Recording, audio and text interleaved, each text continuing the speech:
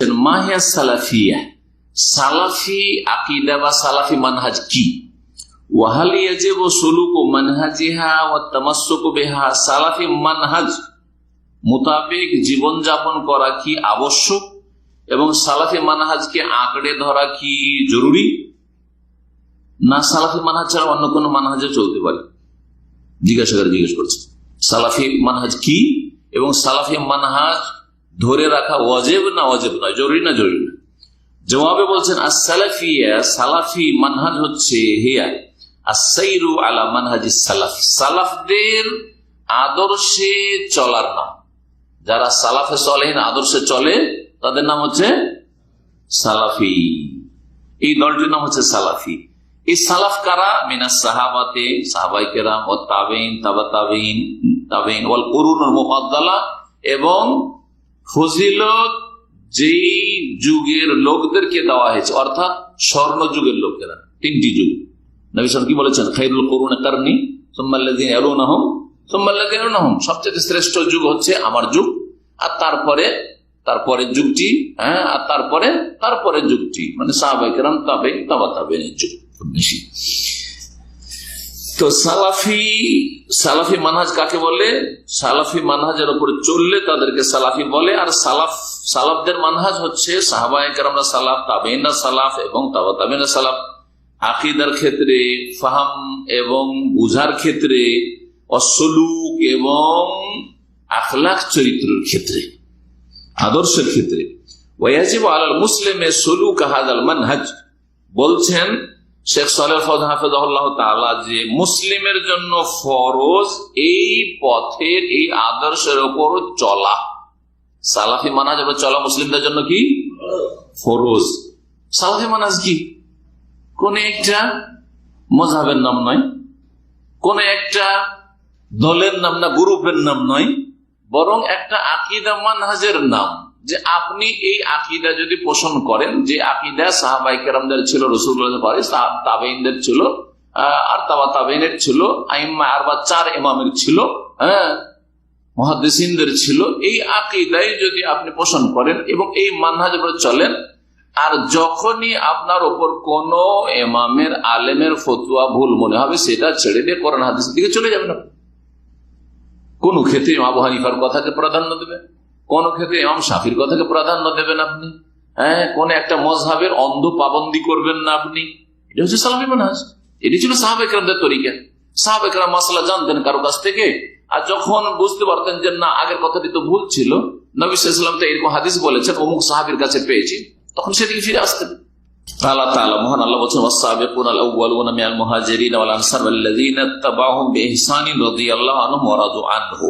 সূরা তাওবার আয়াত নম্বর কত? 100 নম্বর আয়াত, সূরা তাওবার আয়াত নম্বর 100। এই আয়াত এখানে কিভাবে দলিল পেশ করলেন?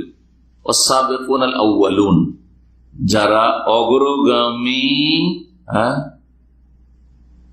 প্রথম সারির, সাবিকুন অগ্রগামী, আউওয়ালুন প্রথম যুগের বা প্রথম সারির, মিনাল মুহাজিরিন অর্থাৎ মুহাজিরিনরা, আনসাররা, এরা, ওয়াল্লাযীনা ইত্তাবাউহুম বিইহসান, আর যারা তাদের অনুসরণ করবে নিষ্ঠার সাথে, তারা তাবেঈন হোক অথবা তাবা তাবেঈন হোক, বিশেষ করে এরা যেহেতু নিষ্ঠার সাথে তারা অনুসরণ করেছে, আর এই আদর্শের পর কিয়ামত পর্যন্ত কেউ যদি বহাল থাকে, নিষ্ঠার সাথে, ইখলাসের সাথে, খুলুসিয়াতের সাথে সাহাবায়ে কেরাম, তাবেঈন, সালাফে সালেহিনের মানহাজের অনুসারী হয়, রাদিয়াল্লাহু আনহুম, আল্লাহ তাআলা রাজি হবেন, ওয়া রাদু আনহু, এবং তারাও আল্লাহর উপর রাজি, সন্তুষ্ট হয়ে যাবে। আল্লাহ রাব্বুল আলামিন আরো বলেছেন সালাফিদের বা সালাফের অনুসারীদের বৈশিষ্ট্য সম্পর্কে, যে তারা পরে আসবে। ওয়াল্লাযীনা জাউ মিন বাদিহিম ইয়াকুলুনা, তারা বলবে রব্বানা ইগফির লানা, আল্লাহ আমাদেরকে ক্ষমা করে দাও, ওয়ালি ইখওয়ানিনা আল্লাযীনা সাবাকুনা বিল ঈমান, আর আমাদের ওই ভাইদেরকে মাফ করে দাও যারা আমাদের পূর্বে সঠিক ঈমানের উপর চলে গেছে। সাহাবায়ে কেরামদেরকে মাফ করে দাও, তাবেঈনদেরকে, তাবা তাবেঈনদেরকে, আইম্মায়ে কেরামদেরকে, মুহাদ্দিসিনদেরকে, এবং যত মুমিন মুমিনাত চলে গেছে। ওয়ালা তাজাল ফি কুলুবিনা গিল্লাল লিল্লাযীনা আমানু, মুমিনদের বিরুদ্ধে, মুসলিমদের বিরুদ্ধে অন্তরে আল্লাহ আমাদের কোন বিদ্বেষ, কালিমা, শত্রুতা রাখিও না। এখন সালাফি নাম দিয়ে, আহলে হাদিস নাম দিয়ে যদি দলের খেদমতের কারণে অন্য দলের ভাইদের সাথে অথবা নির্দলীয় ভাইদের সাথে বিদ্বেষ রাখে, বৈরিতা রাখে, শত্রুতা রাখে, তাহলে আয়াতের বিপরীত।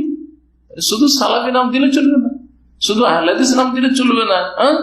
আপনার অন্তরটা সাফ হইতে হবে, আপনার সাথে আকীদা মানহাজের কোন ইখতিলাফ নেই, তারপরেও দূরত্ব, এই লোক কাছের ওই লোক দূরের। এই রোগ কেন? এই রোগ মানে আপনি সালাফি নন, এই রোগ মানে আপনি আহলে হাদিস নন। জি, এই বিষয়গুলো আমাদের আরো ভালো করে বুঝতে হবে, কারণ এগুলো আমাদের রোগ, এগুলো আমাদের সহিহ আকীদার ভাইদের রোগ। সুতরাং এগুলো আমাদেরকে আগে আমাদের সংশোধন, তারপরে পরে সংশোধন। জ্ঞানী মানুষ নিজেকে আগে গুমরাহির রাস্তা থেকে বাঁচাবে, জাহান্নামের রাস্তা থেকে বাঁচাবে, তারপরে অন্যদের চিন্তা করবে। আমরা নিজেরাই বাঁচতে পারলাম না, পরের নিয়ে এত চিন্তা কেন? তারপরে বলছেন নবী করিম সাল্লাল্লাহু আলাইহি ওয়াসাল্লাম, এই আয়াতটি কোথায় রয়েছে? সূরাতুল হাশরের আয়াত নম্বর 10। নবী সাল্লাল্লাহু বলেছেন, আলাইকুম বিসুন্নতি ওয়া সুন্নাতুল খুলাফায়ে রাশিদিন আল মাহদিয়িন মিন বাদি তামাসসাকু বিহা ওয়া আদ্দু আলাইহি বিন নওয়াজিজ। আমার আদর্শকে, আমার সুন্নতকে মজবুত করে ধরো, আর খোলাফায়ে রাশিদিনের আদর্শকে মজবুত করে ধরো। কারণ খোলাফায়ে রাশিদিনের আদর্শ সুন্নতটা নবী সাল্লাল্লাহু আলাইহি ওয়াসাল্লামের সুন্নত ভিন্ন নয়। এমন নয় যে তাদেরকে শরীয়তের ক্ষেত্রে কোন নতুন কিছুর অধিকার দেওয়া হয়েছে, না, এটা মোটেই নয়। নবী সাল্লাল্লাহু আলাইহি ওয়াসাল্লাম আমার 4 খলিফা খোলাফায়ে রাশিদিন, নবী সাল্লাল্লাহু আলাইহি ওয়াসাল্লাম আদর্শ ছাড়া ভিন্ন কোনো দিকে যাবেন না। আল মাহদিয়িন, যারা হেদায়েত প্রাপ্ত, মিন বাদি, আমার পরে থাকবে।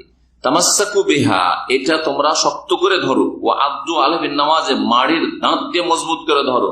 ওয়া ইয়াকুম মুহদাসাতিল উমুর, আর তোমরা নিজেদেরকে নতুন নতুন কথা কাজ থেকে, বিদআত থেকে বাঁচিয়ে রাখো। ফাইন্না কুল্লা মুহদাসাতিন বিদআহ, কারণ প্রত্যেক নতুন কাজ হচ্ছে বিদআত, ওয়া কুল্লু বিদআতিন দালালাহ। এই ছিল সালাফিদের সম্পর্কে শেখ সালেহুল ফাওজান হাফিজাহুল্লাহ তাআলার কথা।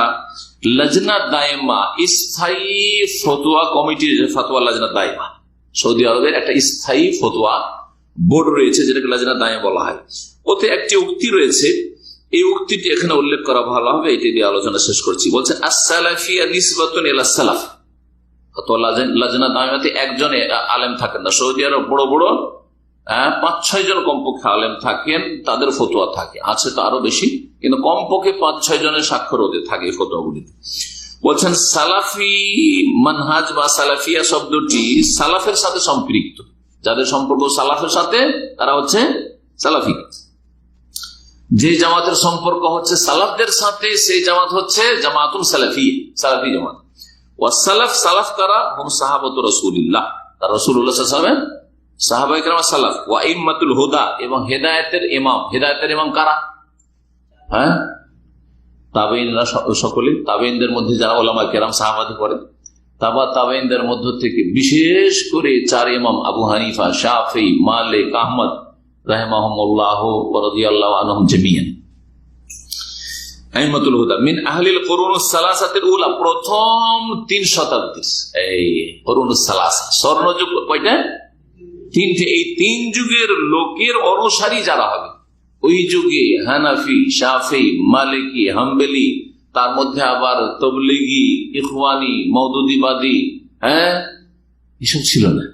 কথা বোঝা গেছে? দেওবন্দি, বেরেলভি, আবার নকশবন্দি, চিশতি, কাদেরি, মুজাদ্দিদি, এগুলো ছিল। এগুলি আসলেই কিন্তু সালাফদের মানহাজ থেকে বেরিয়ে গেল, এগুলি যেন না আস, এগুলি বাদ। সালাফিয়া মানে জামাতুন সালাফিয়ার এতক্ষণ আলোচনা হলো।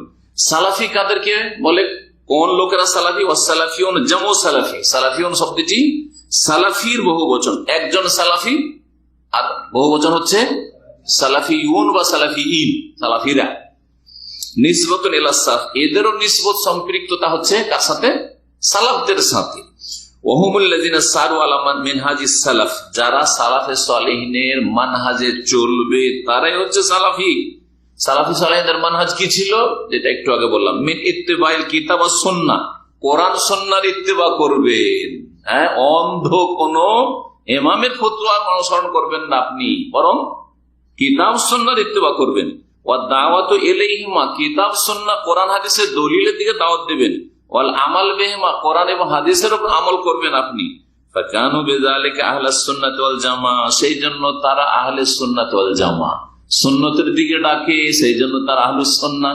আর সাহাবায়ে কেরামদের স্বর্ণযুগের জামাতের দিকে ডাকে, সেই জন্য তারা হচ্ছে ওয়াল জামা। জি হ্যাঁ, ফতোয়া লাজনা দাইমা দ্বিতীয় খণ্ড 165 পৃষ্ঠা, ফতোয়া নম্বর হচ্ছে 1361। এখানে আজকের আলোচনা শেষ করছি। আল্লাহ রাব্বুল আলামিন যেন আমাদেরকে হক কথা বলার তৌফিক দান করেন, হককে সাদরে গ্রহণ করার তৌফিক দান করেন, হকের ক্ষেত্রে আল্লাহ যেন অন্তরে উদারতা দান করেন, অন্তরকে আল্লাহ যেন প্রসাদা প্রশস্ত করেন। আল্লাহ রাব্বুল আলামিন যেন আমাদেরকে ভুলের ওপর কখনো না রাখেন, যদি ভুল হয়ে যায় তো আল্লাহ মাফ করে দেন এবং বেঁচে থাকাকালীন দ্রুত সংশোধনের তৌফিক দান করেন। আল্লাহ রাব্বুল আলামিনের কাছে অতীতের সমস্ত গুনাহ থেকে আমরা ক্ষমা চাই, আল্লাহ যেন মাফ করেন। আল্লাহ আমাদেরকে নেকির উপর নেক জীবন যাপন করা তৌফিক দান করেন। আল্লাহ রাব্বুল আলামিন আমাদের সকলকে জান্নাতুল ফিরদৌস দান করেন। সুবহান রাব্বিকা রাব্বিল ইজ্জাতি আম্মা ইয়াসিফুন ওয়া সালামুল মুরসালিন ওয়া আলহামদুলিল্লাহি।